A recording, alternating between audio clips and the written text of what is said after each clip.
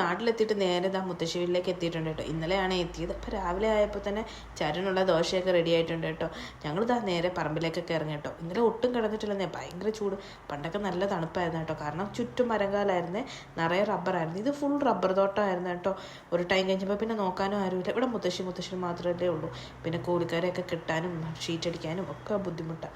അതുകൊണ്ട് നമ്മൾ കംപ്ലീറ്റ് കൊടുത്തത്. ഇത് അപ്പുറത്തെ തോട്ടിൽ നിന്ന് പിടിച്ച കുറച്ച് മീനാണ്. മുത്തശ്ശിക്ക് അപ്പുറത്തെ വീട്ടിലെ കുട്ടി കൊടുത്താണ്. മുത്തശ്ശിയാണ് ഇതിനെയൊക്കെ ഇവിടെ വളർത്തുന്നത്. ഈ ടാങ്കിലാട്ടോ വളർത്തുന്നത്. മീൻ വളർത്താനുള്ള സെറ്റപ്പ് ഒന്നുമല്ല, നമ്മുടെ കിണറ്റിൻ്റെ അടുത്തൊരു കുട്ടി ടാങ്കാണ്. അപ്പം വെള്ളം ഇടയ്ക്കിടയ്ക്കൊക്കെ മാറ്റി കൊടുക്കണം. ഇത് നമുക്ക് മഞ്ഞൾ പൊടിക്കാൻ വേണ്ടിയിട്ടാണ്. ഇവിടെ തന്നെ ആട്ടോ ഞങ്ങൾ മഞ്ഞൾ പൊടിക്കുന്നത്. ഇവിടെ പറമ്പിൽ മഞ്ഞൾ നട്ടിട്ടുണ്ട്. കുഞ്ഞമ്മയാട്ടോ ഇതൊക്കെ നോക്കുന്നത്.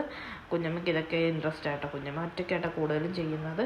കണ്ടോ, കുറേയൊക്കെ ക്ലീൻ ചെയ്തിട്ടുണ്ട്, കുറച്ചൊക്കെ ഇനിയും ക്ലീൻ ചെയ്യാനുണ്ട്. ബാക്കി ഇതാ പുഴുങ്ങാനിട്ടേക്കുന്നത്. അങ്ങനെ ചാരുവിനെ കൊണ്ട് ഇങ്ങനെ പറമ്പിൽ കൂടെ ഒക്കെ ഇങ്ങനെ നടക്കുക. കൂടെ മിന്നോ പങ്കോ ഒക്കെ ഉണ്ട് കേട്ടോ. ഇവരൊക്കെ എൻ്റെ കസിൻസാണ്. ഞങ്ങൾ താണ്ടെ ഇങ്ങനെ നടക്കും കേട്ടോ. ചാരുവിനാണെങ്കിൽ കാക്കേനും പൂച്ചനെയൊക്കെ കണ്ട് ഇങ്ങനെ നടന്നാൽ മതി. അത്യാവശ്യം വെയിലൊന്നും ഇല്ല കേട്ടോ ഇന്ന്. അതുകൊണ്ട് തന്നെ മഞ്ഞൾ വശം ഉണങ്ങാനൊക്കെ ഇട്ടിട്ടുണ്ട്.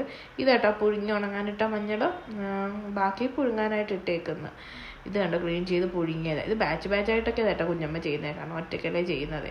അപ്പം ഈ അപ്പോഴത്തേക്ക് ചാരുവിന് കുളിക്കാനുള്ള വെള്ളമൊക്കെ റെഡിയായി. ഇവനിവിടെ വന്നാൽ കുപ്പിയും പാട്ടയൊക്കെ വെച്ച് ഇങ്ങനെ വെള്ളത്തിലടിച്ച് കുറേ നേരം വെള്ളത്തിലൊക്കെ കളിച്ച് കാക്കേനെയും പശുവിനെയും പൂച്ചേനെയൊക്കെ കണ്ട് ഇങ്ങനെ കുറേ ടൈം എടുക്കും കുളിപ്പിച്ച് കയറ്റാനായിട്ട്.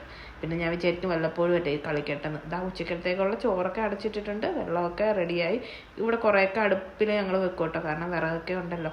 ഇതാട്ടോ അമ്പലത്തിൻ്റെ അടുത്തുള്ള വയൽ, ഞങ്ങളുടെ വയലുണ്ട്. പിന്നെ അപ്പുറത്തെ ആൾക്കാരുടെയൊക്കെ വയലുണ്ട് കേട്ടോ. ഒരുമിച്ച് ഇങ്ങനെയാണ് കിടക്കുന്നത്. നമ്മൾ അപ്പുറത്തെ വീട്ടിലെ ചേട്ടൻ്റെ കുറേ ആട്ടുംകുട്ടിയൊക്കെ ഉണ്ട് കേട്ടോ. അപ്പം ഞാൻ വെച്ച് ചാരുവിനെ അതൊക്കെ ഒന്ന് കാണിച്ചു കൊടുക്കാമെന്ന്. പോത്ത് നിറയും കൊക്ക് ഒക്കെ ഉണ്ട് കേട്ടോ.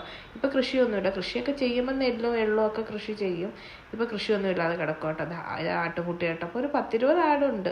അതിൽ കൂടുതലുണ്ടെങ്കിലും ഉണ്ട് കേട്ടോ. ചാരുവിന് എങ്ങനെയെങ്കിലും താഴെ ഇറങ്ങണം. അങ്ങനെ താഴെ ഇറക്കിയതൊന്നുമില്ല കേട്ടോ. തൊടാനൊക്കെ സമ്മതിച്ചു കേട്ടോ. ഇതിനൊക്കെ പിടിക്കുകയും, പക്ഷെ അവനെ നല്ല കുത്തൊക്കെ വെച്ച് കൊടുക്കുന്നേ. അതുകൊണ്ട് ഞാൻ അധികം പ്രോത്സാഹിപ്പിച്ചില്ല. അങ്ങനെ ഈവനിങ് ആയപ്പോൾ ഞങ്ങളിതാ അതിൻ്റെ അടുത്തൊരു ചിറയുണ്ട്. അവിടെ എക്കോ ടൂറിസത്തിൻ്റെ ഒരു കിഡ്സ് പാർക്കും പിന്നെ ബോട്ടിങ്ങും അങ്ങനെ എല്ലാം കൂടെ തുടങ്ങി കേട്ടോ. ഇവിടേക്ക് ഇത്രയും ഡെവലപ്ഡ് ആയല്ലോ.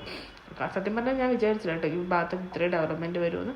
അപ്പോൾ അവർ രണ്ടുപേരും കൂടി കസിൻസ് ഉണ്ട് കേട്ടോ. അവർ രണ്ടുപേരും കൂടി ബോട്ടിങ്ങിന് പോയി. ഞങ്ങളിതാ ഇങ്ങനെ നിൽക്കട്ടോ, കാരണം ചാരുവിനെ കയറ്റാൻ പറ്റില്ല. പിന്നെ അവൻ അടങ്ങിയൊന്നും ഇരിക്കത്തില്ലെന്നേ. പണിയൊക്കെ നടക്കുന്നതേ ഉള്ളൂ കേട്ടോ. പണിയൊക്കെ കഴിയുമ്പോൾ എന്തായാലും നല്ല ഭംഗിയായിരിക്കട്ടെ. ഇവിടെയൊക്കെ കാണാൻ അല്ലെങ്കിലും ഒരു നല്ല കാം ഏരിയ കേട്ടോ.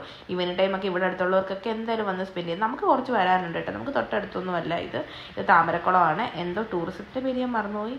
ഇതൊരു ചിറയാണ് പേര്. ചിറയുടെ പേരൊക്കെ ഞാൻ മറന്നു കേട്ടോ. ഞാൻ കുറേ നാളായിട്ട് ഈ ഭാഗത്തൊക്കെ വന്നിട്ട് ഞാനിതൊന്നും കണ്ടിട്ടില്ല കേട്ടോ. കസിൻസ് ആയിട്ടോ ഇങ്ങനെ കൊണ്ടുപോയത്. അവളാ പറഞ്ഞപ്പോഴാണ് ഞാനിങ്ങനെ ഒരു ഏരിയ ഉണ്ടെന്ന് തന്നെ അറിയുന്നത്. എന്തായാലും കിഡ്സ് പാർക്കൊക്കെ ഉണ്ട്. എന്തായാലും ഇവിടെ പിള്ളേരെ കൊണ്ടൊക്കെ വന്നാൽ ടൈം പോകുന്നതേ അറിയത്തില്ല കേട്ടോ. എന്തായാലും ഈ കൺസ്ട്രക്ഷൻ ഒക്കെ കഴിയുമ്പോൾ എന്തായാലും നല്ല ഭംഗിയായിരിക്കും കേട്ടോ കാണാനായിട്ട്. ഞങ്ങൾ ഒരുപാട് ലേറ്റ് ആയി കേട്ടോ. അപ്പോൾ ഇറങ്ങാമെന്നൊക്കെ പറഞ്ഞിരിക്കുക കേട്ടോ. അവർ തന്നെ ഊഞ്ഞാലൊക്കെ ആയിരുന്നുണ്ട്. ഞാൻ പിന്നെ ഇരിക്കാൻ പോയില്ല കേട്ടോ. ഞാൻ മിക്കവാറും പൊട്ടി വീണാലോ. പിന്നെ ഇതാട്ടോ കിഡ്സ് ഏരിയ, മറ്റേ പാർക്ക് എന്ന് പറയുന്നത്. അത്യാവശ്യം മിക്കവാറും എല്ലാം ഉണ്ട് കേട്ടോ. പിന്നെ അത് മെയിൻ്റെനൻസ് എനിക്ക് അത്ര നന്നായിട്ട് തോന്നിയില്ല കേട്ടോ. ഒരു അക്വേറിയം ഏരിയ ഒക്കെ ഉണ്ട് കേട്ടോ. എനിക്കത് പ്രോപ്പർലി മെയിൻറ്റെയിൻ ചെയ്യണമെന്നൊന്നും തോന്നിയില്ല കേട്ടോ. ടാങ്കൊക്കെ ആകെപ്പാട് ക്ലീൻ ചെയ്യാതെ, ഇതൊന്നും എനിക്ക് ഇഷ്ടപ്പെട്ടില്ല കേട്ടോ. പേയ്മെന്റ് വാങ്ങിക്കുന്നതല്ലേ, അപ്പോൾ അവരത് അനുസരിച്ച് മെയിൻറ്റെയിൻ ചെയ്യും. കൺസ്ട്രക്ഷൻ ഒക്കെ കഴിയുമ്പോഴത്തേക്ക് ഓക്കെ ആയിരിക്കും. അപ്പോൾ അത്രയേ ഉള്ളൂ കേട്ടോ. ഞങ്ങളപ്പം അവിടെ നിന്ന് ഇറങ്ങി.